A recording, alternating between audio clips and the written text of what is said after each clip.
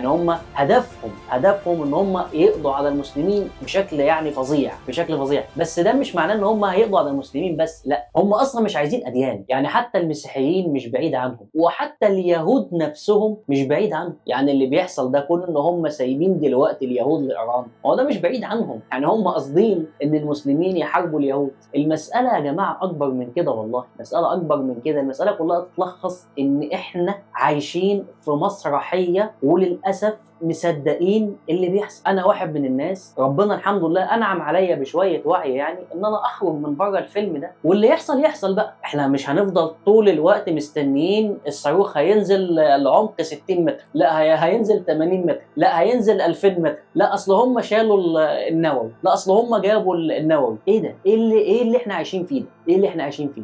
وطبعا كمية أخبار وكمية تحليلات وكمية فيديوهات. وبعدين يعني لو في حرب حقيقية بجد، فهي إيران محققة الانتصار الحقيقي على الأرض.